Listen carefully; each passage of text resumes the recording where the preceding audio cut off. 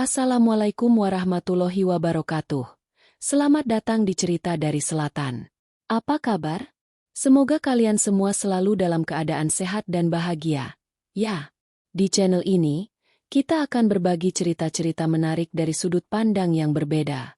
Jangan lupa dukung kami dengan klik tombol subscribe, nyalakan lonceng notifikasi, dan tinggalkan like serta komentar di bawah. Selamat menonton. Rio sudah muak. Muak dengan suara klakson yang tak pernah putus. Muak dengan asap knalpot yang menyesakkan paru-paru. Dan yang paling parah, muak dengan tenggat waktu yang mencekik. 5 tahun bekerja sebagai penulis lepas di tengah kota besar telah mengikis habis jiwanya. Ia merasa kreativitasnya telah mengering. Hanya menyisakan ampas-ampas kata yang hampa makna. Keputusan untuk pindah ke pinggir kota adalah sebuah pelarian. Sebuah pencarian terhadap ketenangan yang sudah lama hilang. Ia memilih sebuah desa kecil, terpencil, yang namanya bahkan jarang muncul di peta digital. Kontrakannya sederhana, jauh dari kata mewah, tapi pemandangan di sekelilingnya adalah hutan jati yang rimbun dan sawah yang terbentang luas. Disinilah, pikirnya, ia akan menemukan kembali dirinya yang dulu, yang penuh gairah dan ide. Hari pertama di sana terasa seperti mimpi. Pagi disambut dengan kicauan burung, bukan bisingnya motor. Sore dihiasi siluet matahari terbenam di balik pegunungan, bukan pantulan cahaya dari gedung-gedung pencakar langit. Udara bersih, dingin, dan berbau tanah basah setelah hujan. Rio merasa seperti bernapas lagi untuk pertama kalinya dalam bertahun-tahun. Ia menghabiskan hari pertamanya dengan membongkar barang-barang seadanya. Sebagian besar adalah buku, laptop, dan beberapa pasang pakaian. Ia tidak membawa banyak hal, karena ia ingin memulai lembaran baru dengan sesedikit mungkin beban.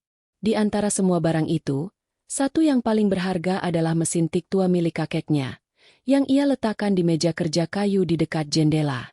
Ia berharap, sentuhan jari jemarinya pada tombol-tombol mesin itu akan memancarkan kembali ide-ide yang telah lama mati.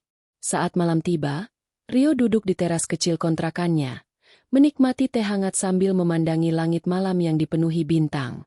Tidak ada lampu jalan yang terang benderang di sini, jadi galaksi Bima Sakti terlihat begitu jelas. Tiba-tiba, sebuah suara berat namun ramah memecah keheningan. "Permisi, Mas. Anak baru, ya?" Rio menoleh dan melihat seorang kakek tua berdiri di balik pagar. Ia mengenakan sarung, kemeja batik sederhana, dan peci putih yang terlihat sudah usang. Kerut-merut di wajahnya menunjukkan usia yang sudah sangat lanjut, tetapi matanya memancarkan kehangatan dan ketulusan. Senyumnya begitu menular, membuat Rio tanpa sadar ikut tersenyum. "Iya, Pak. Nama saya Rio. Baru pindah sore tadi," jawab Rio sambil berdiri dan mendekat. "Wah, selamat datang. Saya Harun, tetangga Mas di sebelah," kata kakek itu, menunjuk rumah kecil yang terhalang pohon mangga di samping kontrakan Rio. "Rumah ini sudah lama kosong. Syukurlah ada yang menempati lagi." Mereka mengobrol sebentar, percakapan ringan yang terasa menenangkan. Pak Harun bercerita tentang kebunnya, tentang cuaca yang tak menentu, dan tentang anjing-anjing liar yang suka berkeliaran di malam hari. Rio merasa nyaman dengan kehadirannya. Tidak ada pertanyaan basa-basi yang klise. Hanya percakapan dari hati ke hati yang tulus. Mendekati pukul 8 malam, Pak Harun pamit. Sebelum pergi, ia berkata, "Besok pagi kalau Mas tidak keberatan, mampir ke rumah saya. Kita ngopi bareng. Kopi buatan saya lumayan enak." Loh. Rio tersentak. Rutinitas ngopi pagi? Sudah lama sekali ia tidak melakukan hal seperti itu. Di kota, pagi hari adalah perlombaan melawan waktu. Kopi ia tenggak buru-buru sambil membalas email atau mengejar tenggat. Ajakan Pak Harun terasa begitu kuno, tapi juga begitu mengundang. "Tentu, Pak. Terima kasih," jawab Rio tulus. Malam itu, tidur Rio begitu nyenyak. Ia tidak terbangun karena suara sirene ambulans atau suara orang yang terburu-buru menuju kantor. Ia hanya terbangun karena suara azan subuh yang begitu merdu dari masjid di seberang sawah. Rio merasa bersemangat. Ia tidak sabar menunggu pagi. Pukul 6 pagi, Rio sudah siap. Ia mengenakan kaos polos dan celana kain, lalu berjalan ke teras rumah Pak Harun. Suasananya begitu damai. Bau tanah yang segar, kabut tipis yang masih menutupi sawah, dan suara jangkrik yang perlahan digantikan oleh kicauan burung. Pintu rumah Pak Harun terbuka. Ia sudah duduk di terasnya yang sempit, dengan 2 cangkir kopi mengepul di atas meja kecil. Nah, datang juga. Sini Mas, ayo duduk. Sambut Pak Harun, tersenyum lebar. Rio duduk di kursi rotan di hadapannya. Kopi itu berbau sangat nikmat. Aromanya kaya dan pedas, berbeda dari kopi sasetan yang biasa diminumnya. Ini kopi apa, Pak? Wanginya beda. Tanya Rio. Kopi biasa saja, Mas. Kopi robusta dari kebun tetangga. Tapi cara meraciknya yang beda, jawab Pak Harun, tersenyum penuh rahasia. Cangkir keramik itu terasa hangat di tangan Rio. Ia menyeruputnya pelan. Rasanya luar biasa. Lebih dari sekadar kopi. Ada rasa rempah-rempah yang hangat dan menenangkan di lidah. Seluruh tubuhnya terasa rileks. Seolah semua ketegangan yang ia bawa dari kota besar luntur begitu saja. Mereka mengobrol selama hampir 1 jam. Pak Harun bercerita tentang masa mudanya. Tentang bagaimana desa ini dulu jauh lebih sepi. Rio pun menceritakan alasannya pindah. Pak Harun mendengarkan dengan penuh perhatian. Sesekali mengangguk atau memberikan komentar singkat yang bijaksana. Sejak hari itu, ritual ngopi pagi menjadi kebiasaan baru Rio. Setiap pagi, tepat pukul 6, ia akan datang ke teras Pak Harun. Kadang ia membawa laptopnya, kadang hanya buku catatan. Mereka tidak selalu berbicara. Terkadang, mereka hanya duduk diam, menikmati secangkir kopi, dan mendengarkan suara alam. Rio merasa nyaman dalam keheningan itu. Rutinitas ini memberinya inspirasi yang tak terduga. Kata-kata mulai mengalir lagi dari otaknya. Ia menyelesaikan proyek-proyek yang sebelumnya mandek, dan bahkan mulai menulis cerita fiksi yang selama ini hanya ada di dalam kepalanya. Suatu pagi, Pak Harun bertanya pada Rio, "Mas Rio ini kerjanya menulis, ya? Itu pekerjaan yang bagus sekali, Mas. Banyak orang sekarang yang sudah lupa bagaimana rasanya merangkai kata. Padahal, setiap kata itu punya energi, punya nyawa." Rio terkejut. Ia tidak pernah memberitahu Pak Harun secara detail tentang pekerjaannya. Ia hanya mengatakan bahwa ia bekerja dari rumah. "Bagaimana Bapak tahu?" tanya Rio penasaran. "Ah, Bapak cuma menerka-nerka saja." Wajah Mas Rio ini wajahnya orang cerdas, yang suka merenung dan berpikir. "Cocok jadi penulis," jawab Pak Harun sambil tertawa renyah. Rio tidak tahu mengapa, tapi jawaban itu membuatnya merasa tenang, seolah Pak Harun benar-benar memahaminya. Hubungan mereka semakin dekat. Rio mulai menganggap Pak Harun seperti kakeknya sendiri.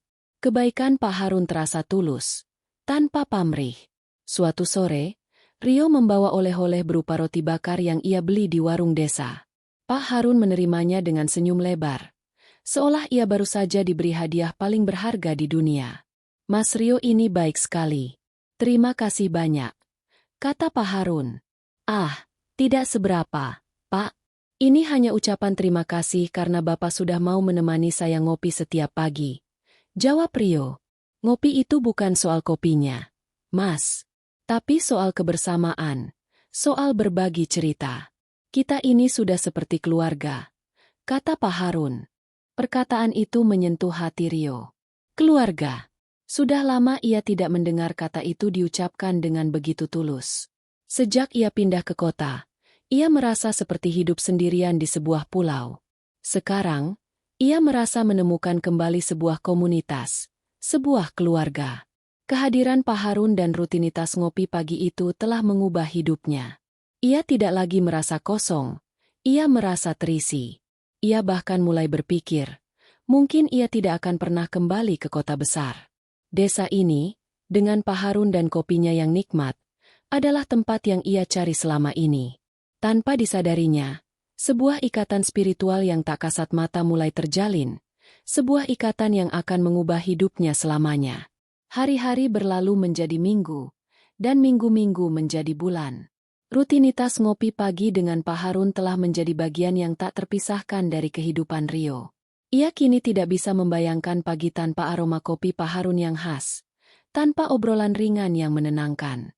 Namun, seiring berjalannya waktu, Rio mulai menyadari beberapa kejanggalan kecil yang perlahan menggerogoti logika dan akal sehatnya. Kejanggalan pertama adalah tentang tubuhnya sendiri. Rio adalah tipe orang yang butuh tidur minimal 8 jam untuk bisa berfungsi normal. Di kota, ia sering kurang tidur dan merasa lelah sepanjang hari. Di desa ini, ia seringkali hanya tidur 5 atau 6 jam, kadang bahkan lebih sedikit, karena ia terlalu asyik menulis hingga larut malam. Anehnya, setiap pagi setelah minum kopi Pak Harun, ia merasa sangat segar. Seolah-olah 5 jam tidurnya itu sama dengan 10 jam. Tubuhnya terasa ringan, pikirannya jernih, dan ia tidak pernah mengantuk di siang hari. Awalnya, ia mengira ini karena udara bersih dan lingkungan yang tenang, tetapi setelah berminggu-minggu, ia mulai berpikir bahwa efek itu mungkin berhubungan langsung dengan kopi yang ia minum. Ia mencoba minum kopi yang sama, setelah ia membeli kopi sejenis di warung terdekat, di rumahnya sendiri, tetapi efeknya tidak sama. Ia tetap merasa lelah. Hanya kopi buatan Pak Harun yang memiliki efek ajaib ini. Ia mencoba bertanya pada Pak Harun. "Pak, kopi Bapak ini kok rasanya beda, ya?" Habis minum, badan saya langsung segar, kata Rio suatu pagi. Pak Harun tersenyum misterius. "Ah, itu karena kopinya dibuat dengan hati, Mas. Dan diminumnya di pagi hari, di udara yang bersih. Coba saja minum kopi di tempat lain. Rasanya pasti beda," jawabnya, tidak memberikan penjelasan yang memuaskan. Rio mengangguk, mencoba menerima jawaban itu, tetapi ia tidak bisa mengusir rasa penasaran dari benaknya. Perasaan segar yang luar biasa itu terasa seperti sebuah anomali. Itu adalah sebuah bonus yang menyenangkan, tentu saja, tetapi ia tidak bisa tidak merasa ada sesuatu yang tidak biasa di baliknya. Kejanggalan kedua muncul dalam bentuk aroma. Sejak awal, Rio sering mencium aroma wangi yang sangat kuat dari rumah Pak Harun. Awalnya, ia berpikir itu adalah bau harum dari bunga-bunga di kebun Pak Harun, tetapi aroma itu memiliki nuansa yang berbeda. Wanginya seperti melati, tapi bukan melati biasa. Melati itu berbau seperti melati yang baru dipetik, sangat murni dan segar, namun juga bercampur dengan aroma dupa yang menenangkan. Aroma ini sering muncul tiba-tiba, bahkan di malam hari, dan menghilang secepat ia datang. Rio tidak pernah melihat tanaman melati di sekitar rumah Pak Harun. Suatu sore, saat Rio sedang duduk di terasnya sendiri, ia mencium aroma itu lagi. Wanginya sangat kuat, seolah-olah ada seseorang yang duduk di sampingnya sambil memegang buket melati. Rio melihat ke sekeliling, tetapi tidak ada siapa-siapa. Ia berjalan ke arah rumah Pak Harun, berharap menemukan sumber aroma itu, tetapi saat ia mendekat, aroma itu lenyap. Ia mencoba bertanya pada Bu Siti, tetangga lainnya, tentang aroma itu. "Wangi melati, Mas."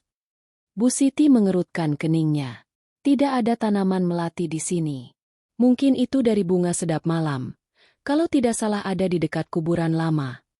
Rio kembali ke rumah dengan pikiran yang kacau. Kuburan lama? Ia baru tahu ada kuburan di dekat situ.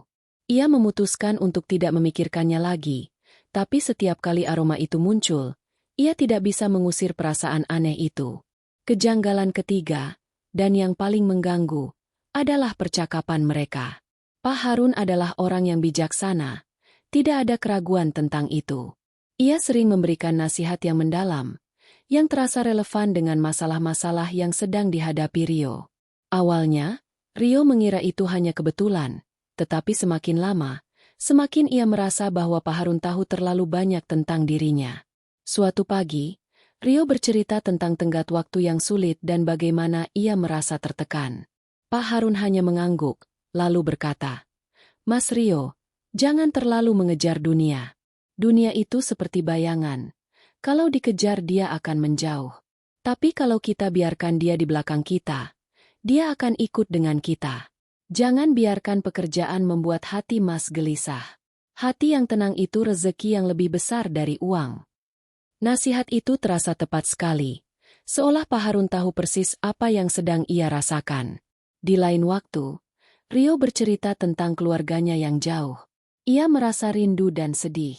Pak Harun menatapnya, lalu berkata, "Mas Rio, keluarga itu selalu ada di hati. Jarak tidak akan pernah bisa memisahkan mereka. Mas Rio punya hati yang bersih. Mereka akan selalu mendoakan Mas dari jauh." Perkataan-perkataan seperti ini seringkali diucapkan Pak Harun. Nasihat-nasihat yang begitu tepat sasaran, seolah ia bisa membaca pikiran Rio. Rio tidak pernah menceritakan masalah pribadinya secara detail pada Pak Harun, namun setiap kali ia merasa gelisah, Pak Harun selalu memberikan nasihat yang menenangkan. Suatu pagi, Pak Harun terlihat lebih serius dari biasanya.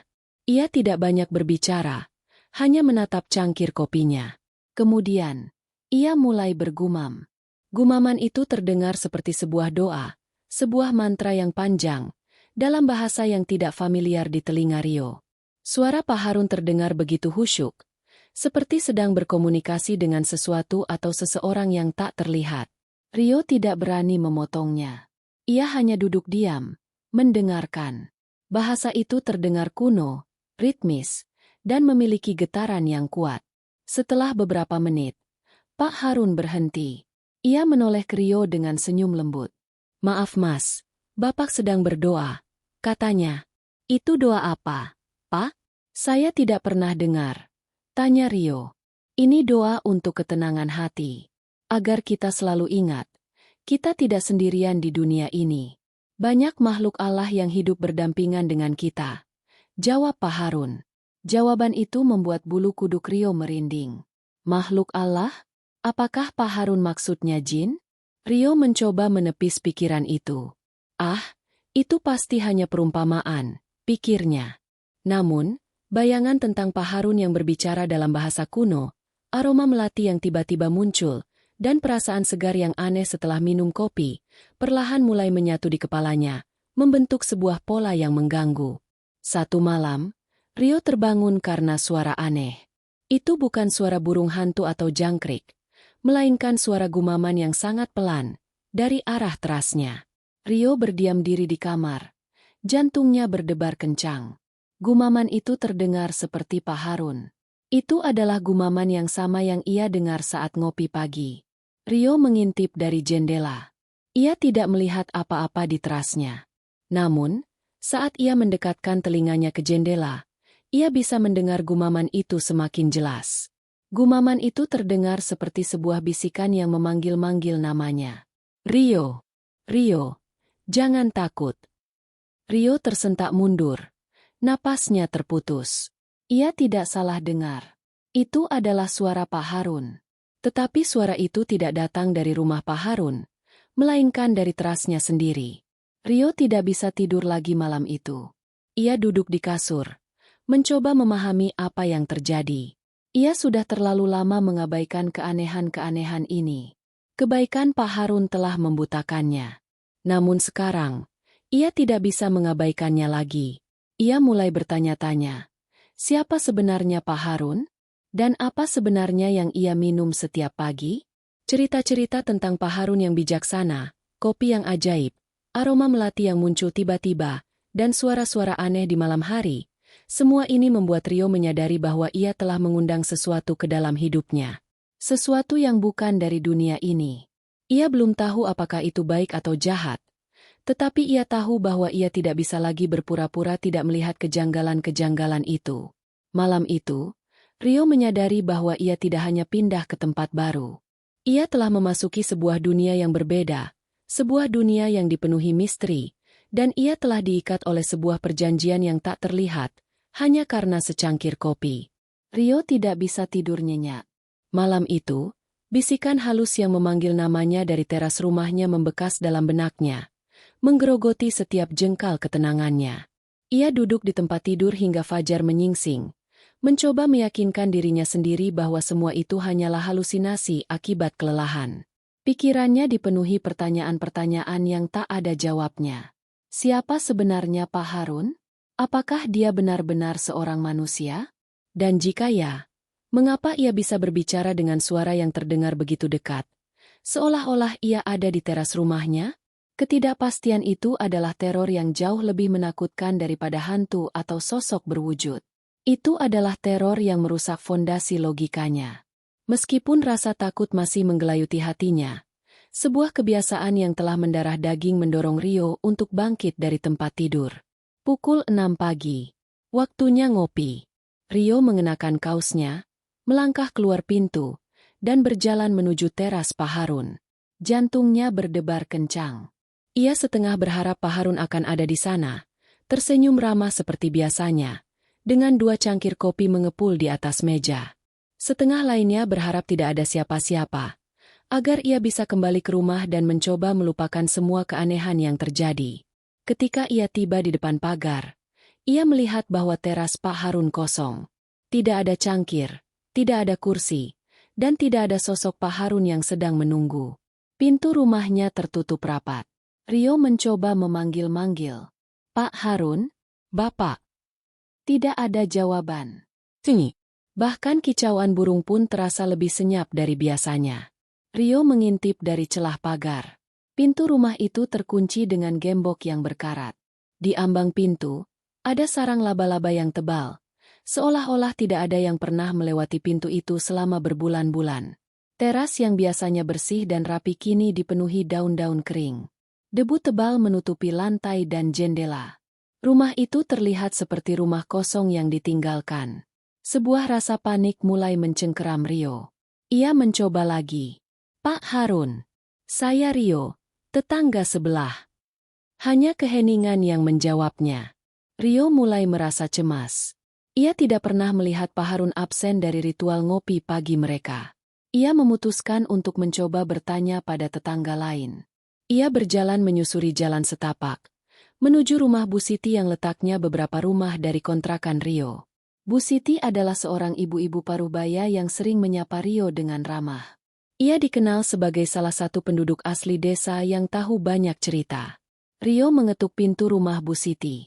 Tidak lama kemudian, Bu Siti membukakan pintu dengan senyum ramah. Mas Rio, ada apa pagi-pagi begini? Tanyanya. Bu, maaf mengganggu. Saya mau tanya, Bapak Harun tetangga saya, kok tidak terlihat, ya? Rumahnya terkunci, kata Rio, mencoba terdengar santai. Senyum di wajah Bu Siti perlahan memudar, digantikan oleh ekspresi bingung dan aneh. Bapak Harun? Yang mana? Mas? Bapak Harun di mana? Jantung Rio berdebar semakin kencang. Yang di sebelah rumah saya, Bu. Bapak yang sering pakai peci putih, yang setiap pagi ajak saya ngopi. Bu Siti menatap Rio dengan tatapan yang semakin aneh. Ia melipat tangannya di dada. Mas Rio, rumah di sebelah itu sudah kosong, Mas. Sudah lama sekali. Kosong. Saya setiap pagi ngopi sama Bapak Harun, Bu. Beliau ramah sekali. Dia yang ngajak saya ngopi setiap hari, kata Rio. Suaranya terdengar putus asa. Bu Siti menggelengkan kepalanya pelan. Mas, kayaknya masalah orang, deh. Rumah itu, pemiliknya memang almarhum Pak Harun. Tapi beliau sudah meninggal hampir 5 tahun yang lalu. Seluruh dunia Rio seolah runtuh. Ia merasa pusing, mual, dan kakinya terasa lemas. Ia bersandar pada tiang teras rumah Bu Siti untuk menjaga keseimbangannya. Meninggal? Ulangnya, suaranya seperti bisikan. Iya, Mas. Almarhum Pak Harun itu orang yang sangat dihormati di sini.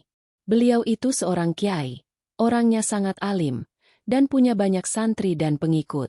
Saya sering lihat banyak orang datang ke rumahnya dulu. Tapi satu pagi, entah kenapa, beliau ditemukan meninggal di teras rumahnya sendiri. Bu Siti berhenti sejenak. Wajahnya terlihat sedih. Meninggalnya juga aneh. Mas, beliau ditemukan dalam posisi bersujud, seperti sedang salat. Wajahnya menghadap ke arah kiblat. Sepertinya beliau meninggal saat sedang beribadah. Pikiran Rio kembali ke teras itu. Teras yang sama di mana ia duduk setiap pagi. Teras yang sama di mana Pak Harun menjamu dirinya dengan kopi. Teras yang sama di mana Pak Harun meninggal. Rio merasa ingin muntah. Semua yang ia rasakan selama ini, Semua kenangan yang begitu hangat, semua obrolan yang menenangkan, semuanya terasa seperti sebuah lelucon kejam. Mas Rio baik-baik saja? Tanya Bu Siti, khawatir melihat wajah Rio yang pucat pasi. Iya, Bu. Saya rasa saya perlu istirahat. Terima kasih infonya, kata Rio, lalu bergegas kembali ke rumahnya tanpa menunggu jawaban Bu Siti. Rio berjalan kembali ke rumahnya dengan langkah gontai. Pikirannya kalut. Ia tidak percaya. Ini tidak mungkin. Bu Siti pasti salah. Mungkin ada Pak Harun lain di desa ini. Atau mungkin Bu Siti salah mengenali rumahnya. Ia mencoba meyakinkan dirinya sendiri. Tetapi semakin ia berusaha, semakin logikanya menolak. Rumah itu memang terlihat kosong. Terlalu banyak debu. Terlalu banyak sarang laba-laba. Itu adalah fakta yang tak terbantahkan. Ketika ia kembali ke depan rumah Pak Harun, ia berhenti. Ia menatap teras yang kini tampak begitu asing dan angker.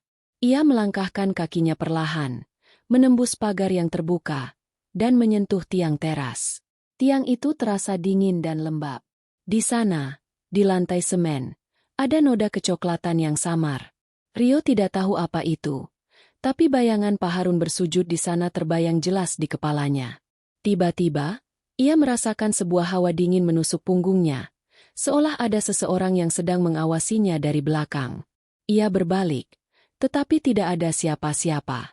Ia kembali ke kontrakannya dan mengunci pintunya rapat-rapat. Ia merasa mual, kepalanya pusing, dan seluruh tubuhnya terasa lemas yang luar biasa. Itu bukan kelelahan biasa, melainkan rasa lemas yang menguras energi. Selama berbulan-bulan, ia merasa sangat segar setiap pagi. Sekarang, setelah kebenaran terungkap, seluruh energi yang ia dapatkan seolah ditarik kembali. Ia jatuh terduduk di lantai, napasnya tersengal-sengal. Ia memejamkan mata dan mencoba mengingat semua detail. Aroma melati yang muncul tiba-tiba. Suara Pak Harun yang berbisik di terasnya. Nasihat-nasihat yang seolah tahu semua rahasia hatinya. Dan kopi. Kopi yang selalu terasa nikmat dan membuat badannya segar. Kopi itu. Apa isinya? Rio merasa jijik pada dirinya sendiri. Ia merasa bodoh. Begitu mudahnya ia jatuh ke dalam perangkap yang tak terlihat. Ia telah menjalin persahabatan dengan entitas yang bukan dari dunia ini. Dan yang paling mengerikan, ia telah menerima hadiah dari entitas tersebut setiap pagi dalam bentuk kopi. Apakah kopi itu adalah medium untuk mentransfer energi? Atau lebih buruk, apakah itu adalah cara untuk mengikatnya? Kini, setiap sudut rumahnya terasa asing. Ketenangan yang ia cari di desa ini telah lenyap. Digantikan oleh sebuah teror yang menakutkan, karena ia tahu, entitas yang ia ajak bicara setiap pagi masih ada. Ia tidak pergi, ia hanya tidak terlihat. Suara bisikan yang ia dengar di malam hari bukanlah halusinasi. Itu adalah suara sahabatnya, yang kini marah karena ia telah mengetahui kebenaran yang sesungguhnya. Rio merasa terjebak. Terjebak di sebuah desa kecil, di dalam sebuah rumah kecil, bersama dengan sebuah janji yang tak terucap, sebuah ikatan yang telah ia jalin dengan seorang jin muslim. Dan sekarang, ia mulai merasakan dampaknya. Kepala yang pusing, mual yang tak tertahankan, dan kelelahan yang luar biasa. Teror itu kini tidak lagi hanya berada di luar rumahnya, tidak lagi hanya berupa bisikan. Teror itu kini ada di dalam tubuhnya, menggerogoti setiap selnya, perlahan-lahan. Rio tahu, ia harus mencari bantuan. Ia tidak bisa menghadapi ini sendirian. Ia harus menemukan cara untuk melepaskan diri dari ikatan yang telah ia jalin secara tidak sadar dengan Pak Harun. Setelah pengungkapan dari Bu Siti, dunia Rio runtuh. Ketenangan yang ia cari di desa ini berubah menjadi penjara. Rumahnya, yang tadinya terasa seperti surga, kini terasa seperti sarang lebah yang menakutkan, di mana ia adalah satu-satunya manusia yang terperangkap di dalamnya. Rasa pusing dan mual yang ia rasakan setelah pulang dari rumah Bu Siti bukan hanya gejala syok. Itu adalah permulaan dari sesuatu yang jauh lebih buruk. Keesokan harinya, Rio terbangun dengan tubuh yang terasa sangat berat, seolah setiap tulangnya dilapisi timah. Kelopak matanya terasa lengket, dan pandangannya kabur. Ia mencoba bangkit dari tempat tidur, tetapi seluruh ototnya terasa lemas. Perutnya mual tak tertahankan, dan kepalanya berdenyut-denyut. Ia merasa seperti sedang sakit parah, namun tidak ada demam atau gejala lain yang jelas. Ini adalah sensasi kelelahan yang berbeda dari yang pernah ia rasakan. Ini adalah rasa lelah yang menguras jiwanya, bukan hanya tubuhnya. Rio mencoba makan, tetapi setiap suapan terasa seperti ampas. Ia hanya bisa menelan sedikit air putih. Seharian itu, ia hanya bisa terbaring di tempat tidur, terombang-ambing di antara kesadaran dan kegelisahan. Ia memutuskan untuk mencoba mencari penjelasan medis. Ia pergi ke puskesmas terdekat, menjelaskan gejalanya. Perawat memeriksa suhu tubuhnya, tekanan darahnya, dan bertanya tentang pola makannya. Semuanya normal. Masnya mungkin cuma kecapean, kata perawat dengan senyum ramah. Mungkin Mas butuh vitamin dan istirahat yang cukup. Rio tidak percaya. Ia tahu ini bukan kelelahan biasa. Ini adalah gejala dari sesuatu yang tidak bisa dijelaskan secara medis. Ia kembali ke rumah dengan perasaan putus asa. Ia tahu, penyakitnya bukan berasal dari dunia fisik. Malam harinya, teror itu dimulai. Malam itu adalah malam yang paling panjang dan menakutkan bagi Rio. Ia berbaring di tempat tidur, mencoba memejamkan mata, tetapi setiap sudut rumahnya terasa hidup. Ia mulai mendengar suara-suara yang sebelumnya tidak ada. Suara langkah kaki yang sangat pelan dan berat terdengar dari atap rumahnya. Bunyinya seperti seseorang sedang berjalan mondar-mandir di atas genting. Rio menarik selimut hingga menutupi kepalanya. Jantungnya berdebar kencang. Itu bukan suara kucing atau binatang liar. Suara itu terasa disengaja, seperti sebuah pengumuman bahwa ia tidak sendirian. Suara langkah kaki itu diikuti oleh suara gumaman. Sama seperti gumaman yang ia dengar saat ngopi dengan Pak Harun. Tetapi kini gumaman itu terdengar lebih dekat. Itu terdengar seperti gumaman yang bergetar di dalam dinding. Rio bisa merasakan getarannya di seluruh ruangan. Ia mencoba menutup telinganya dengan bantal, tetapi suara itu seolah-olah berasal dari dalam kepalanya sendiri, sebuah bisikan yang berulang-ulang tanpa henti. Kemudian, teror itu mengambil bentuk yang lebih nyata. Rio mendengar suara, klik, dari arah meja kerjanya. Ia mengintip dari balik selimut dan melihat sebuah pulpen yang tadinya tergeletak di samping laptopnya, kini jatuh ke lantai. Beberapa detik kemudian, sebuah buku yang bersandar di rak buku di samping meja kerjanya, tiba-tiba ambruk, jatuh dengan bunyi, plak, yang keras. Rio membeku. Ia tidak berani bergerak. Itu bukan kebetulan. Ada sesuatu yang menggerakkan benda-benda itu. Ia merasakan hawa dingin yang menusuk. Aroma melati yang memabukkan, yang sebelumnya hanya tercium di luar, kini memenuhi seluruh kamarnya. Aromanya sangat kuat, hingga membuatnya mual. Ia tahu, sesuatu yang tidak terlihat sedang berada di dalam kamar bersamanya. Ia menutup matanya rapat-rapat, berdoa dalam hati agar semua ini hanya mimpi buruk. Tiba-tiba, ia mendengar suara gesekan keras dari arah ruang tamu. Itu adalah suara kursi yang ditarik, seolah ada seseorang yang sedang duduk di sana. Rio tidak bisa menahan rasa takutnya. Ia membuka matanya, dan dari sudut pandangnya, ia melihat bayangan hitam melintas di ambang pintu kamarnya. Itu adalah bayangan yang familiar. Bayangan seorang pria yang mengenakan peci. Rio menjerit dalam hati. Suaranya tercekat di tenggorokannya. Bayangan itu tidak masuk. Ia hanya berdiri di ambang pintu, seperti sedang mengawasinya. Rio menatap sosok itu. Matanya melebar karena ketakutan. Sosok itu tidak memiliki wajah, hanya siluet yang gelap. Tapi ia tahu siapa itu. Itu adalah Pak Harun. Ketakutan Rio mencapai puncaknya. Ia merasa seperti sedang diawasi dari semua sisi. Ia merasa kelelahan, tetapi rasa takut membuatnya tidak bisa tidur. Ia memutuskan untuk mengambil ponselnya dan memotret. Ia mengambil beberapa foto acak ke arah pintu, berharap dapat menangkap sesuatu. Ketika ia memeriksa hasilnya, tidak ada apa-apa, hanya kegelapan. Tetapi di salah satu foto, ia melihat sesuatu yang membuatnya nyaris pingsan. Sebuah titik cahaya kecil, seperti sebuah mata, bersinar dari kegelapan di samping pintu kamarnya. Mata itu seperti sebuah manik-manik yang bersinar tajam. Rio melempar ponselnya ke lantai. Ia tahu ini bukan halusinasi. Ini adalah teror nyata. Perjanjiannya dengan Pak Harun telah berubah. Kebaikan yang ditawarkan di awal hanyalah sebuah cara untuk mendapatkan akses, untuk menjalin ikatan. Sekarang, ikatan itu sudah terjalin, dan entitas itu tidak akan membiarkannya pergi. Ia kini adalah miliknya. Malam itu, Rio hanya bisa meringkuk di sudut kamarnya, menunggu hingga pagi datang. Ia tidak lagi peduli dengan pekerjaannya, dengan hidupnya di desa itu. Satu-satunya hal yang ia inginkan adalah keluar dari sana, melarikan diri dari teror yang mencekik itu. Saat azan subuh berkumandang, suara-suara aneh itu menghilang. Aroma melati memudar. Hawa dingin berganti dengan hawa pagi yang segar. Rio bangkit dengan tubuh yang remuk. Ia menatap cermin, dan melihat bayangan dirinya yang mengerikan. Wajahnya pucat, matanya merah dan cekung, dan di bawah matanya ada lingkaran hitam tebal. Ia terlihat seperti orang yang sudah tidak tidur selama berminggu-minggu.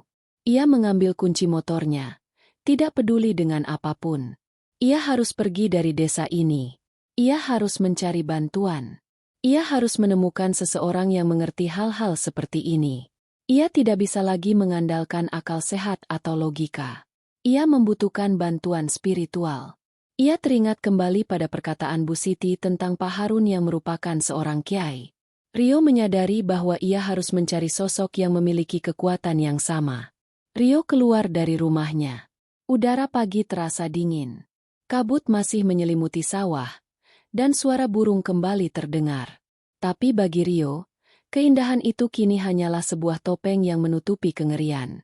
Ia menoleh ke arah rumah Pak Harun. Rumah itu tampak sunyi dan damai, seperti rumah kosong biasa.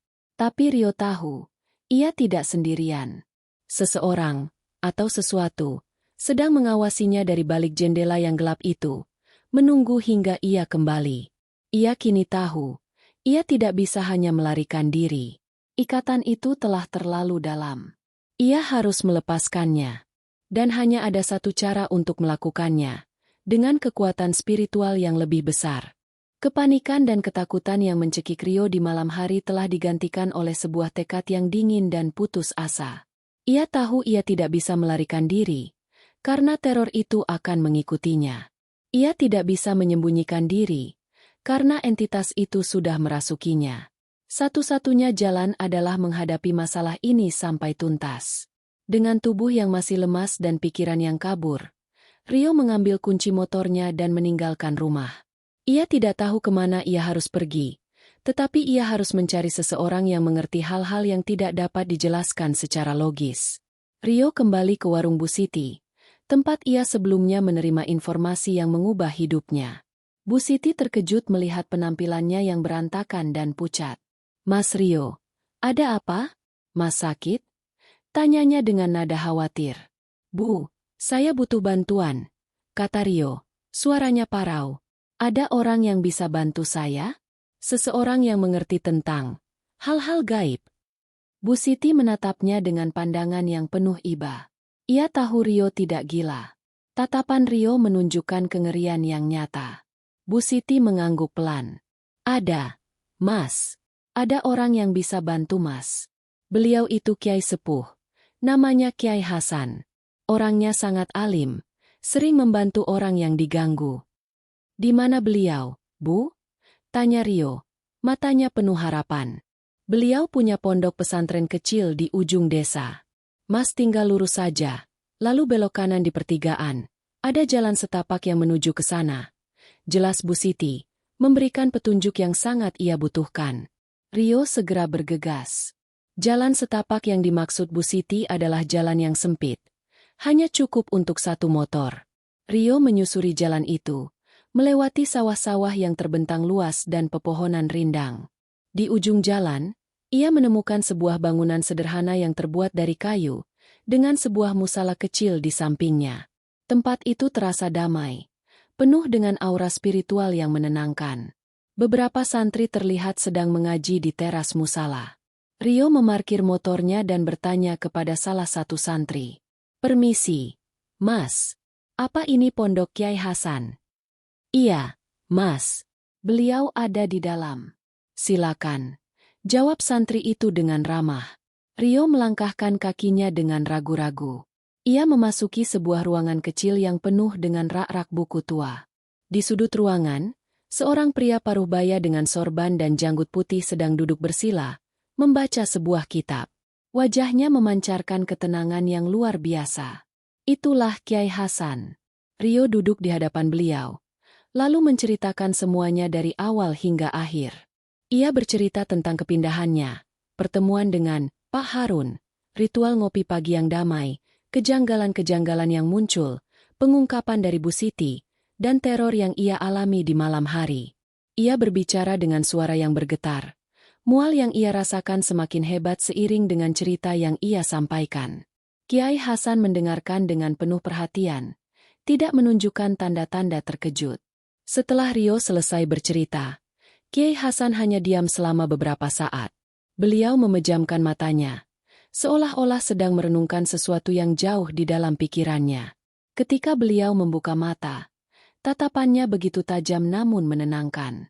"Cerita Mas Rio ini bukan hal yang baru bagi saya," kata Kyai Hasan dengan suara yang lembut. "Apa yang Mas alami itu adalah perbuatan dari jin Muslim." Jantung Rio berdebar kencang. Ia sudah menduga hal ini, tetapi mendengarnya langsung dari seorang alim membuat kenyataan itu terasa sangat nyata. "Jin itu tidak sama seperti yang digambarkan di film-film horor," lanjut Kyai Hasan. "Ada jin yang jahat, ada juga yang baik. Mereka juga beriman, punya peradaban, dan hidup berdampingan dengan kita. Jin yang Mas Rio temui ini adalah jin yang memiliki ikatan kuat dengan almarhum Pak Harun. Dia melihat bagaimana almarhum beribadah, dan mungkin juga melindunginya. Ketika Pak Harun meninggal, jin itu kehilangan sahabatnya. Ia merasa kesepian dan kehilangan." Rio mendengarkan dengan seksama, merasa takjub dengan penjelasan tersebut. Kyai Hasan melanjutkan, "Jin itu melihat Mas Rio yang baru pindah, melihat hati Mas yang bersih, dan ia menganggap Mas sebagai sahabat baru. Ia ingin membimbing Mas ke jalan kebaikan, seperti yang ia lakukan pada almarhum Pak Harun. Itulah mengapa ia memberikan nasihat-nasihat spiritual yang begitu mendalam." "Tapi, mengapa ia memberikan saya kopi?" tanya Rio. "Kopi itu hanyalah medium, Mas," jelas Kyai Hasan. "Bukan kopi yang membuat Mas segar, melainkan energi yang ditransfer oleh jin itu. Jin itu memiliki energi spiritual yang kuat. Ia mentransfer energi itu kepada Mas Rio melalui kopi, agar Mas merasa selalu segar dan bersemangat. Ia ingin Mas selalu fokus pada hal-hal yang baik, pada pekerjaan Mas, pada ketenangan hati. Ia menganggap ini adalah sebuah hadiah, sebuah bentuk persahabatan." Rio terdiam. Ia merasa merinding. Jadi, rasa segar yang ia rasakan itu adalah energi dari makhluk gaib? Rasa mual dan lemas yang ia rasakan sekarang, apakah itu karena energi itu ditarik kembali? Kyai Hasan mengangguk, seolah membaca pikiran Rio. Ketika Mas Rio tahu kebenaran dan mulai menjauh, jin itu merasa dikhianati. Ia merasa Mas tidak menghargai persahabatan yang ia berikan. Ia merasa marah, sedih, dan cemburu. Karena itulah, ia mengambil kembali energi yang sudah ia berikan kepada Mas Rio, dan itu yang membuat tubuh Mas terasa lemas dan sakit. Rio merasakan sebuah pencerahan yang mengerikan. Ia bukanlah korban dari hantu jahat, melainkan korban dari persahabatan yang salah. Sebuah persahabatan yang ia jalin secara tidak sadar, hanya dengan menerima ajakan ngopi setiap pagi. "Mas Rio," kata Kyai Hasan, menatap matanya dalam-dalam. "Setiap kali Mas menerima kopi dari Pak Harun, Mas secara tidak langsung telah membuat perjanjian tak terucap dengannya. Mas telah mengizinkan dia untuk masuk ke dalam hidup Mas. Ikatan ini tidak bisa diputuskan hanya dengan pindah rumah atau mengabaikannya. Ikatan ini harus dilepaskan secara spiritual." "Bagaimana caranya, Kiai?" tanya Rio. Suaranya dipenuhi oleh tekad yang baru. "Saya akan melakukan apa saja." Kiai Hasan tersenyum. Kita akan melakukan sebuah ritual. Ritual untuk melepaskan ikatan Mas dari jin tersebut. Tapi saya peringatkan, Mas jin ini tidak akan melepaskan Mas dengan mudah. Ia menganggap Mas adalah miliknya. Ia akan menolak. Ia akan mencoba menakut-nakuti Mas dengan cara apapun agar Mas tidak pergi. Rio menundukkan kepalanya. Ia kini mengerti. Teror itu hanyalah sebuah peringatan, sebuah cara bagi Pak Harun untuk mengatakan, kau tidak bisa pergi dariku. Ia tidak akan lari lagi. Ia akan menghadapi ini. Ia akan memutuskan ikatan itu, tidak peduli seberapa menakutkan perlawanan yang akan ia terima. Di dalam ruangan yang hening di pondok pesantren, Rio mendengarkan penjelasan Kiai Hasan dengan penuh konsentrasi. Setiap kata yang keluar dari mulut Kiai Hasan terasa seperti sebuah kunci yang membuka misteri yang selama ini menyelimutinya. Rio kini mengerti bahwa kebaikan, Pak Harun, bukanlah tanpa pamrih, melainkan sebuah cara untuk menjalin ikatan yang tak terlihat. Ia meminta Kiai Hasan untuk menjelaskan lebih rinci tentang perjanjian tak terucap yang ia buat. Dalam dunia gaib, Mas, komunikasi tidak hanya terjadi melalui kata-kata, kata Kiai Hasan. Suaranya tenang. Ia terjadi melalui energi, melalui niat, dan melalui tindakan. Setiap pagi, ketika Mas Rio dengan sukarela datang ke teras, Pak Harun duduk di hadapannya dan menerima kopi yang ia berikan, itu adalah sebuah pernyataan. Itu adalah tindakan penerimaan. Mas Rio menerima kehadirannya, menerima kebaikan yang ia tawarkan, dan secara tidak langsung, Mas Rio mengizinkan dia untuk masuk ke dalam kehidupan Mas. Rio menundukkan kepalanya, menyadari betapa naifnya ia. Ia hanya melihatnya sebagai sebuah persahabatan, sebuah keramahan. Padahal, di balik semua itu, ada sebuah transaksi spiritual yang ia tidak sadari. Jin itu tidak berniat jahat dari awal, lanjut Kiai Hasan. Dia melihat Mas Rio butuh kedamaian, butuh inspirasi. Dia ingin menjadi sahabat yang bisa membimbing Mas. Makhluk gaib seperti dia memiliki energi spiritual yang sangat murni dan kuat. Kopi yang Mas Rio minum itu bukanlah kopi biasa. Itu adalah medium untuk mentransfer energinya kepada Mas. Itulah mengapa tubuh Mas terasa sangat segar dan pikiran Mas menjadi jernih. Dia memberi Mas hadiah berupa energi spiritualnya, sebagai bentuk persahabatan dan kasih sayang. Rio merasakan sensasi dingin menusuk tulang punggungnya. Ia merinding membayangkan dirinya, setiap pagi, meminum sesuatu yang dicampur dengan esensi makhluk gaib. Kiai Hasan melanjutkan penjelasannya tentang gejala fisik yang dialami Rio sekarang. Mas Rio, tubuh dan jiwa Mas sekarang berada dalam keadaan yang tidak seimbang, kata Kiai Hasan. Energi jin itu telah menyatu dengan energi Mas, menciptakan sebuah harmoni buatan. Ketika Mas mengetahui kebenaran dan mulai menjauh, jin itu merasa dikhianati dan marah. Ia mulai menarik kembali energi yang telah ia berikan. Proses penarikan energi inilah yang menyebabkan tubuh Mas lemas, mual, dan sakit. Ini adalah penyakit spiritual, bukan penyakit fisik. Dokter tidak akan bisa menyembuhkannya, karena penyebabnya bukan dari dunia nyata. Kiai Hasan menatap mata Rio, memberikan sebuah tatapan yang penuh keyakinan. Ikatan ini harus dilepaskan. Dan kita tidak bisa menunggu. Semakin lama Mas membiarkannya, semakin dalam ikatan itu akan mengikat. Mas akan terus merasa sakit dan tertekan, karena jiwa Mas sedang ditarik-tarik oleh dua kekuatan yang berbeda. Rio mengangguk. Ia sudah tidak punya pilihan lain. Apa yang harus saya lakukan, Ki? Kiai Hasan kemudian menjelaskan langkah-langkah yang harus dilakukan Rio. Ritual pelepasan ini bukanlah sesuatu yang bisa dilakukan dengan sembarangan. Ini membutuhkan kekuatan hati dan keteguhan iman. Pertama, Mas harus membersihkan diri, lahir dan batin, jelas Kiai Hasan. Lakukan wudhu dengan sempurna, dan ambil air dari sumur di belakang musala ini. Niatkan di dalam hati bahwa Mas ingin mensucikan diri dari segala pengaruh gaib. Setelah itu, ambil beberapa lembar daun bidara dari pohon yang ada di depan. Tumbuk halus dan campurkan ke dalam air wudhu Mas. Air bidara memiliki khasiat untuk mengusir jin. Rio mendengarkan dengan seksama, mencatat setiap detail di kepalanya.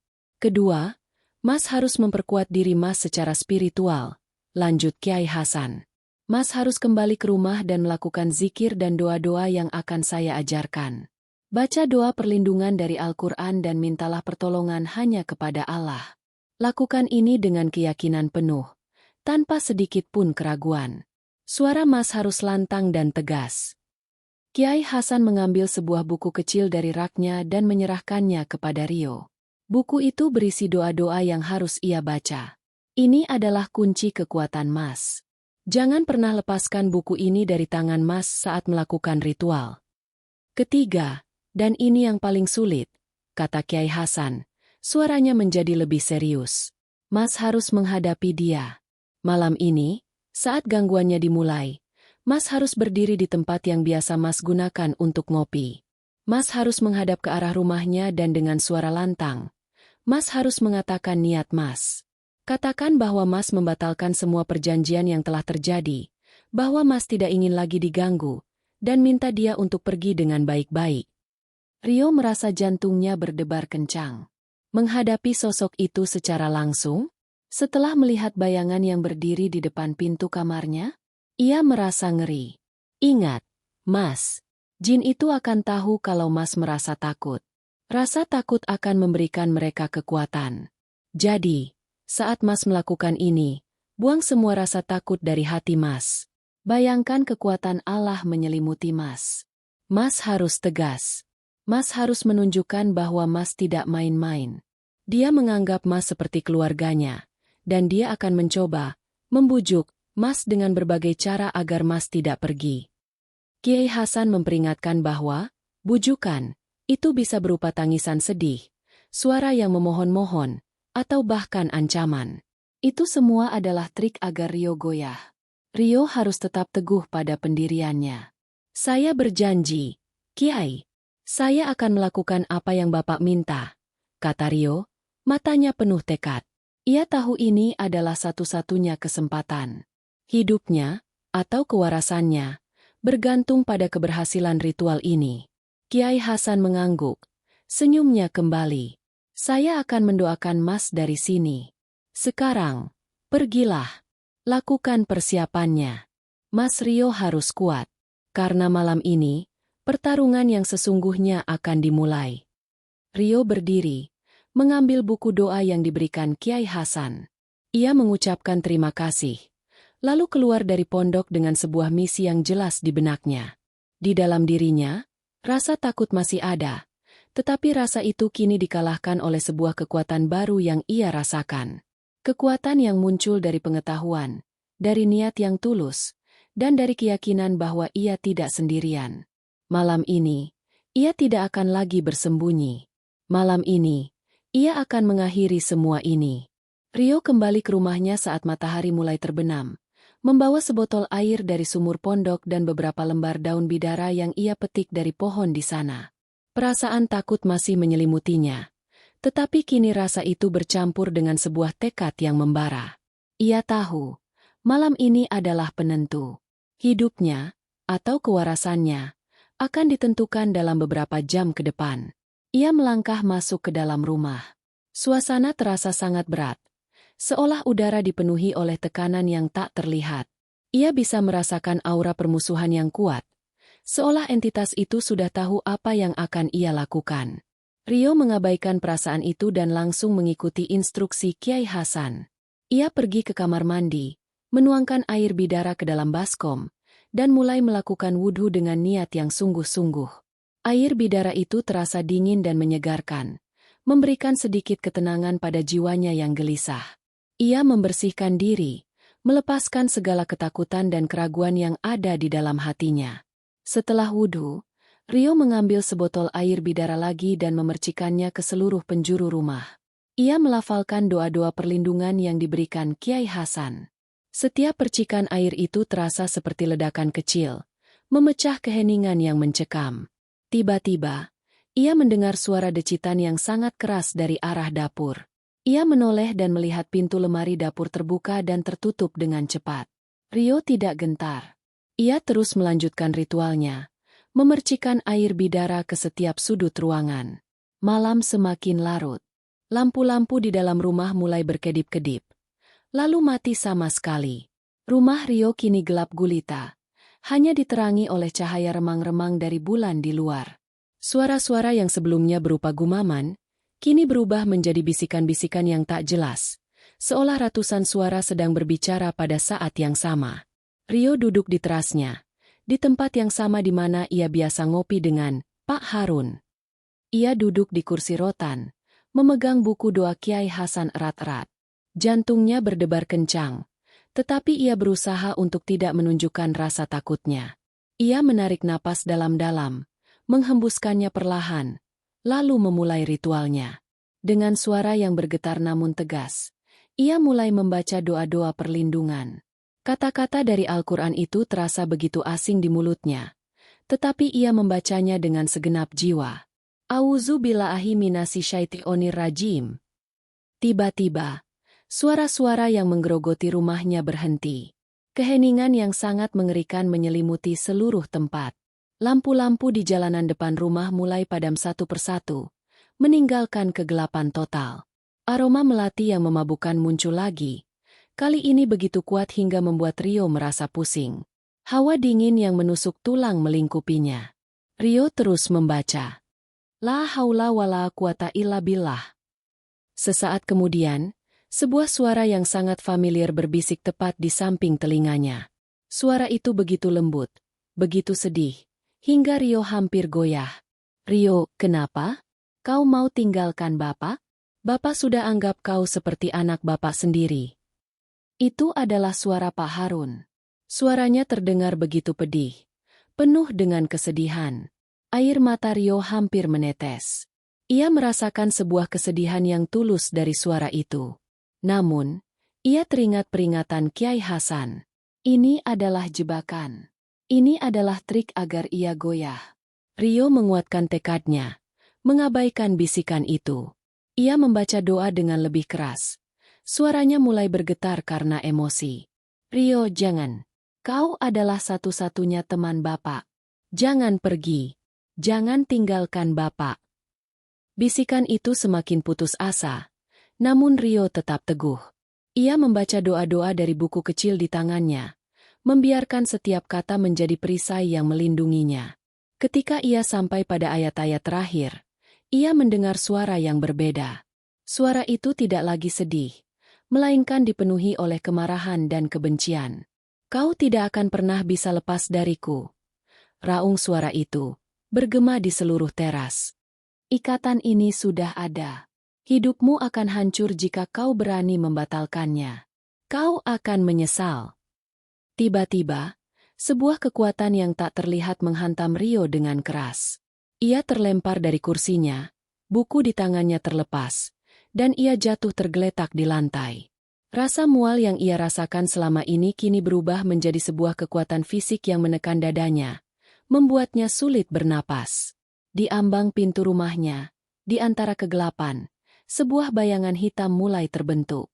Bayangan itu lebih besar dari bayangan yang ia lihat sebelumnya. Ia memiliki postur seorang pria dengan peci, tetapi tubuhnya tampak kabur dan diselimuti aura yang gelap.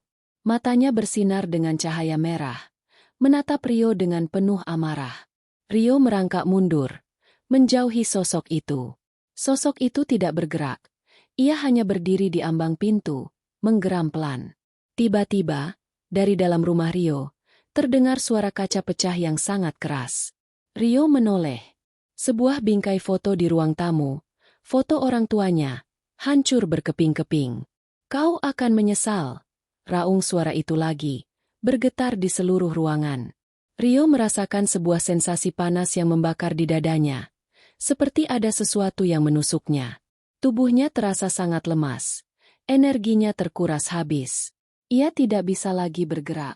Kesadaran terakhirnya sebelum kegelapan merenggutnya adalah melihat bayangan itu mulai melangkah maju, perlahan-lahan. Rio tidak tahu apakah ritual itu berhasil atau justru membuat semuanya lebih buruk.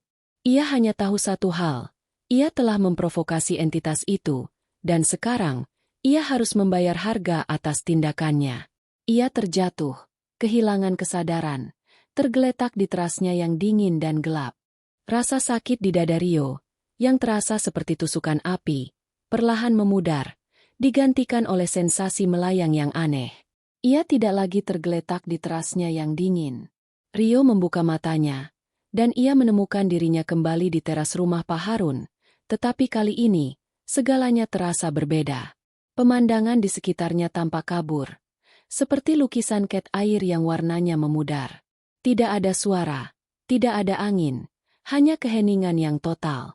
Rio menyadari bahwa ia tidak sadar secara fisik, melainkan berada dalam kondisi antara tidur dan terjaga, di sebuah alam yang terasa seperti mimpi. Di hadapannya, duduk di kursi rotan yang familiar, adalah sosok Pak Harun. Namun, sosok ini tidak lagi menakutkan. Ia tampak tembus pandang, tetapi wajahnya terlihat jelas. Kerut-merut di wajahnya, peci putihnya, dan senyum lembutnya terlihat persis seperti saat pertama kali mereka bertemu. Sorot matanya memancarkan kesedihan yang dalam, bukan kemarahan. Ia tidak bergerak atau berbicara. Ia hanya duduk, menunggu. Rio merasakan sebuah dorongan yang kuat. Ia tidak lagi merasakan ketakutan yang mencekik. Mungkin karena ia tidak lagi berada di alam fisik, atau mungkin karena ia menyadari bahwa ini adalah satu-satunya kesempatan untuk mendapatkan jawaban. Dengan keberanian yang entah datang dari mana, Rio melangkah maju dan duduk di kursi di hadapannya, di tempat yang selalu ia duduki setiap pagi. Pak Harun, panggil Rio. Suaranya terdengar seperti gema di dalam ruang hampa itu. Sosok itu tersenyum sedih. Kamu sudah tahu, Rio, siapa Bapak sebenarnya? Kenapa Bapak melakukan ini? Tanya Rio. Suaranya dipenuhi rasa ingin tahu. Kenapa Bapak menyembunyikan kebenaran? Kenapa Bapak mengikat saya? Sosok itu menunduk. Maafkan Bapak, Rio. Bapak tidak berniat jahat. Bapak hanya kesepian. Jin itu mulai bercerita. Rio mendengarkan dengan penuh perhatian. Ia adalah jin yang terikat secara spiritual dengan almarhum Pak Harun, seorang kiai yang sangat alim. Jin itu melihat Pak Harun sebagai seorang guru, seorang panutan. Mereka sering berinteraksi, bukan sebagai jin dan manusia, melainkan sebagai sesama makhluk ciptaan Tuhan yang saling menghormati. Jin itu belajar banyak tentang kebaikan dan ketenangan dari Pak Harun, dan ia seringkali membantu Pak Harun dalam berbagai urusan, termasuk membimbing orang-orang yang datang mencari nasihat. Ketika Pak Harun meninggal, Bapak merasa seperti kehilangan sebagian dari diri Bapak sendiri. Jelas jin itu, suaranya terdengar begitu pedih. Rumah ini, yang tadinya penuh dengan aura kebaikan, menjadi kosong. Bapak kesepian, sangat kesepian. Lalu, Mas Rio datang. Jin itu mengangkat kepalanya, menatap Rio dengan mata yang penuh permohonan. Bapak melihat jiwa Mas Rio. Bapak melihat Mas Rio memiliki hati yang bersih, tetapi penuh dengan kekosongan. Bapak melihat Mas butuh ketenangan, butuh bimbingan. Bapak pikir, Bapak bisa menjadi sahabat baru Mas Rio. Bapak pikir, Bapak bisa menjadi seperti Bapak Harun bagi Mas. Rio menghela napas. Penjelasan itu masuk akal, tetapi tidak membenarkan tindakannya. Tapi Bapak melakukannya dengan cara yang salah, kata Rio tegas. Bapak mengikat saya tanpa izin. Bapak mengambil kendali atas tubuh saya. Bapak menakut-nakuti saya ketika saya mencoba melepaskan diri. Bapak minta maaf, kata jin itu. Wajahnya terlihat tulus menyesal. Bapak hanya tidak mau kehilangan Mas Rio. Bapak sudah anggap Mas seperti anak Bapak sendiri. Ketika Mas Rio tahu kebenarannya dan mencoba melepaskan ikatan, Bapak merasa sakit hati. Bapak marah karena Mas Rio tidak menghargai apa yang sudah Bapak berikan. Teror yang Mas rasakan itu adalah bentuk kemarahan dan kekecewaan Bapak. Bapak hanya ingin Mas Rio kembali kepada Bapak. Rio merasa perpaduan aneh antara ketakutan dan rasa iba. Ia melihat entitas di hadapannya bukan sebagai iblis, tetapi sebagai makhluk yang kesepian dan tersesat. Saya mengerti, Pak Harun, kata Rio. Tapi Bapak harus mengerti. Saya tidak bisa menjadi pengganti sahabat Bapak yang lama. Manusia dan jin punya jalan yang berbeda. Saya punya hidup saya sendiri yang harus saya jalani. Saya tidak bisa terikat dengan Bapak. Jin itu terdiam. Ia menundukkan kepalanya, menyadari kebenaran dari kata-kata Rio. Rio melanjutkan, memberikan sebuah tawaran yang datang dari lubuk hatinya. Tapi Bapak tidak harus merasa sendirian, kata Rio dengan lembut. Bapak tidak perlu mengikat saya. Saya berjanji, mulai sekarang, saya akan selalu mendoakan Bapak. Saya akan mendoakan agar jiwa Bapak tenang, agar Bapak mendapatkan ketenangan. Saya akan selalu menghormati Bapak dan mengingat kebaikan yang Bapak berikan kepada saya. Tapi biarkan saya pergi, Pak. Biarkan saya hidup normal. Kita tidak harus terikat untuk bisa berbagi kebaikan. Jin itu mengangkat kepalanya. Matanya dipenuhi oleh air mata yang tak terlihat. Ia menatap Rio untuk waktu yang lama, seolah sedang membaca ketulusan di dalam hatinya. Akhirnya, sebuah senyuman muncul di wajahnya, senyuman yang penuh dengan penerimaan dan kedamaian. Terima kasih, Mas Rio, katanya dengan suara yang perlahan memudar. Bapak mengerti. Doa Mas Rio, itu sudah lebih dari cukup. Sosok tembus pandang itu mulai memudar, seperti kabut yang ditiup angin. Siluetnya semakin tipis, dan akhirnya, ia menghilang sepenuhnya. Aroma melati yang selama ini menghantui Rio kini berubah menjadi wangi yang menenangkan dan menghilang. Keheningan yang ada kini terasa damai.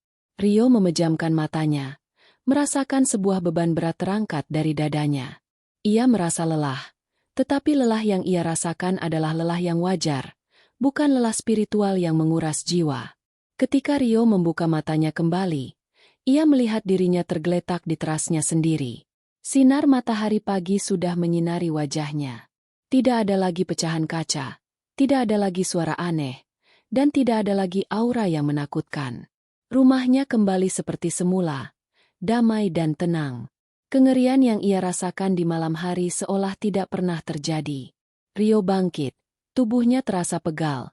Tetapi ia tahu bahwa ia telah berhasil. Ia telah menghadapi ketakutannya. Ia telah berbicara dengan entitas yang menghantuinya. Dan ia telah berhasil memutus ikatan yang mengikatnya. Kisah horornya telah berakhir. Tetapi pelajaran spiritual yang ia dapatkan akan menemaninya selamanya. Saat sinar matahari pagi menyentuh wajahnya, Rio bangkit dari terasnya yang dingin. Tubuhnya terasa remuk. Tetapi rasa lemas yang menguras energi sudah tidak ada. Di dalam dirinya, ia merasa sebuah kedamaian yang mendalam, seolah badai yang bergolak di jiwanya telah mereda. Tanpa membuang waktu, Rio segera mengendarai motornya kembali ke pondok Kiai Hasan. Ia merasa perlu menceritakan semuanya, tidak hanya untuk memvalidasi pengalamannya, tetapi juga untuk menyelesaikan apa yang telah ia mulai. Kiai Hasan sudah menunggu di teras pondoknya. Beliau menyambut Rio dengan senyum yang hangat. Saya tahu Mas Rio akan datang. Aura Mas sudah terasa berbeda, kata Kiai Hasan, seolah ia bisa membaca semua yang telah terjadi. Rio duduk di hadapan beliau, menceritakan seluruh dialog yang terjadi di alam gaib, tentang kesepian yang dirasakan jin itu, dan tentang tawarannya untuk mendoakannya sebagai ganti kebebasannya. Kiai Hasan mendengarkan dengan penuh perhatian. Itu adalah sebuah keberhasilan, Mas Rio. Mas berhasil mengalahkan ketakutan Mas. Mas tidak hanya menuntut hak Mas, tetapi juga menawarkan kebaikan. Itu adalah jalan yang benar, kata Kiai Hasan. Sekarang, kita hanya perlu menguatkan ikatan kebaikan itu dan memutus semua sisa-sisa energi negatif yang masih ada. Kiai Hasan menjelaskan bahwa meskipun jin itu telah setuju untuk pergi, sebuah ritual fisik diperlukan untuk membersihkan energi residual yang mungkin masih menempel pada Rio dan rumahnya. Beliau membimbing Rio menuju sebuah sungai kecil yang mengalir jernih di belakang pondok. Kita akan melakukan ritual pembersihan, Mas, kata Kiai Hasan. Ini adalah simbolisasi untuk memutus semua tali yang tidak terlihat. Kiai Hasan meminta Rio untuk melepas semua pakaiannya dan masuk ke dalam sungai. Air sungai yang dingin dan jernih terasa seperti sebuah kejut listrik, menyegarkan seluruh tubuhnya. Kemudian, Kiai Hasan memberikan Rio sebuah sabun batangan yang dibuat dari bahan-bahan herbal dan air yang telah dibacakan doa-doa. Mandilah, Mas. Gosok seluruh tubuh Mas. Niatkan di dalam hati bahwa Mas membersihkan diri dari segala pengaruh gaib. Bayangkan semua beban dan penyakit spiritual yang Mas rasakan selama ini luruh bersama aliran air sungai, kata Kiai Hasan. Rio melakukan apa yang diperintahkan. Ia menggosok tubuhnya, sambil membayangkan kelelahan, rasa mual, dan bisikan-bisikan yang menghantuinya luntur dari kulitnya. Setelah selesai, ia keluar dari sungai, merasa sangat ringan dan bersih. Kiai Hasan kemudian memberikan Rio segelas air putih. "Minumlah, Mas," katanya. "Air ini sudah saya bacakan doa. Ini untuk membersihkan batin Mas dari dalam." Rio meminumnya. Air itu terasa segar dan murni. Ketika ia meminumnya, ia merasakan sebuah sensasi aneh, seperti sebuah simpul di dalam dadanya terlepas. Setelah itu, ia merasakan sebuah kelegaan yang luar biasa. Ia merasa kosong, tetapi bukan kosong yang hampa. Itu adalah kosong yang bersih. Sekarang, ikatan itu sudah terputus sepenuhnya. "Mas," kata Kiai Hasan, tersenyum. "Tetapi ini bukan akhir. Ini adalah sebuah awal baru." Kiai Hasan membawa Rio kembali ke pondok dan memberikan sebuah jimat kecil, yang terbuat dari kain yang dibalut dengan doa-doa. "Simpan ini, Mas. Ini adalah pengingat untuk Mas agar tidak pernah lengah. Dunia ini penuh dengan hal-hal yang tidak terlihat. Jin, seperti manusia, memiliki kekuatan dan kelemahan. Yang paling penting, Mas harus menjaga hati Mas. Hati yang bersih dan pikiran yang tenang adalah benteng terbaik dari segala gangguan gaib." Rio mengucapkan terima kasih yang tak terhingga kepada Kiai Hasan. Ia merasa berutang budi yang tak terbayar. Kiai Hasan menepuk pundaknya. "Sudah kewajiban saya, Mas. Dan ingat, persahabatan sejati tidak akan pernah mengikat, apalagi menyakiti. Persahabatan sejati akan memberikanmu kebebasan untuk tumbuh." Rio kembali ke rumahnya. Hari itu, ia tidak merasakan apa-apa. Tidak ada bisikan, tidak ada bayangan, tidak ada aura yang mencekam. Aroma melati yang selama ini menghantui, kini benar-benar menghilang. Suara-suara di sekelilingnya, kicauan burung, gemericik air, dan suara angin, kini terdengar lagi, indah dan damai seperti saat pertama kali ia datang. Rio melangkah ke dapur, membuat secangkir kopi. Aromanya tidak sekuat kopi, Pak Harun, tetapi ia menikmatinya. Ia duduk di terasnya sendiri, di tempat yang dulu ia anggap sebagai sebuah petaka. Kini, tempat itu terasa seperti sebuah pelabuhan yang aman. Ia merenungkan semua yang telah ia lalui. Ia datang ke desa ini untuk mencari ketenangan, tetapi ia malah menemukan sebuah teror. Namun, dari teror itu, ia belajar banyak tentang dirinya, tentang keyakinannya, dan tentang dunia yang jauh lebih luas dari yang ia bayangkan. Ia telah menghadapi ketakutannya dan menang. Kisah horornya telah berakhir, dan kini, ia siap untuk memulai lembaran baru dalam hidupnya. Waktu adalah penyembuh terbaik. Minggu-minggu berlalu setelah ritual pelepasan. Rio kembali ke kehidupannya, tetapi ia bukan lagi Rio yang sama. Ia telah melewati sebuah pengalaman yang mengubahnya dari seorang yang sinis dan lelah menjadi seseorang yang lebih peka, lebih sadar, dan lebih menghargai setiap momen. Gejala fisik yang ia rasakan selama ini, kelelahan dan mual yang tidak wajar, menghilang sepenuhnya. Rumahnya kini benar-benar terasa seperti miliknya. Tidak ada lagi bisikan, tidak ada lagi hawa dingin, dan tidak ada lagi bayangan yang bersembunyi di kegelapan. Udara di dalam rumahnya terasa ringan, bersih, dan penuh dengan aura kedamaian. Rutinitas ngopi paginya kembali, tetapi kali ini, ia melakukannya sendirian. Rio bangun tepat pukul 6, tidak lagi karena paksaan kebiasaan, melainkan karena ia benar-benar menikmatinya. Ia pergi ke dapur, meracik kopinya sendiri. Kopinya tidak memiliki aroma rempah yang aneh atau efek ajaib yang membuat tubuhnya segar seketika. Rasanya hanyalah kopi biasa, tetapi bagi Rio, kopi itu terasa lebih nikmat dari segalanya. Ia membawa cangkirnya ke teras. Di sana, di atas kursi rotan yang sama, ia duduk, menikmati kicauan burung dan pemandangan kabut yang perlahan menghilang dari atas sawah. Ia tidak lagi menganggap teras itu sebagai tempat yang menakutkan. Kini, teras itu adalah sebuah simbol kemenangan. Ini adalah tempat di mana ia menghadapi ketakutannya, tempat di mana ia memutus sebuah ikatan yang salah, dan tempat di mana ia menemukan kebebasan yang sejati. Rio seringkali merenungkan pengalamannya. Ia berpikir tentang Pak Harun yang asli, seorang kiai yang alim dan dihormati. Ia berpikir tentang jin yang mengambil wujud Pak Harun, yang hanya ingin berbagi kebaikan tetapi melakukannya dengan cara yang salah. Ia tidak lagi melihatnya sebagai musuh. Sebaliknya, ia melihatnya sebagai makhluk yang kesepian, yang hanya butuh sebuah pemahaman. Rio kini mengerti bahwa di dunia ini, kebaikan dan kejahatan seringkali tidak bisa dibedakan dengan mudah. Sesuatu yang terasa baik di awal, seperti kopi yang ajaib, bisa jadi menyimpan bahaya. Sesuatu yang menakutkan, seperti kehadiran makhluk gaib, bisa jadi didorong oleh niat yang tulus. Setiap pagi, saat ia menyeruput kopinya, Rio selalu mengucapkan doa dalam hati. Doa untuk almarhum Pak Harun, dan doa untuk jin yang telah ia bebaskan.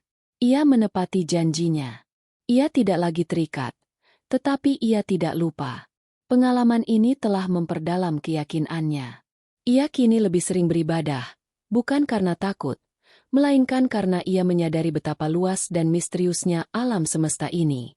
Ia sadar bahwa ia, sebagai manusia, hanyalah bagian kecil dari sebuah ekosistem spiritual yang sangat kompleks. Ia kini menulis dengan semangat yang baru. Kata-kata mengalir dari benaknya, tidak lagi karena paksaan tenggat waktu, tetapi karena sebuah inspirasi yang tulus. Ia menulis tentang pengalamannya, mengubahnya menjadi sebuah cerita fiksi yang menakutkan dan penuh makna. Ia tahu, cerita ini adalah sebuah pelajaran, sebuah pengingat bahwa di balik semua hal yang kita anggap normal, ada dunia yang tak terlihat yang selalu berdampingan dengan kita. Suatu sore, Bu Siti datang ke rumahnya. Ia melihat Rio sedang duduk santai di terasnya. "Mas Rio terlihat lebih sehat sekarang," katanya dengan senyum. "Semoga betah di sini ya, Mas." "Terima kasih, Bu," jawab Rio tulus. "Saya sudah menemukan kedamaian di sini." Dan ia benar. Ia telah menemukan kedamaian, bukan hanya dari lingkungan yang tenang, tetapi dari sebuah pemahaman yang mendalam tentang dirinya dan tentang alam semesta. Ia tidak lagi mencari pelarian. Ia telah menemukan rumah. Rumah di mana ia tidak hanya aman dari dunia luar, tetapi juga aman dari teror di dalam dirinya sendiri. Kisah horornya telah berakhir. Dan kini, babak baru dalam hidupnya telah dimulai.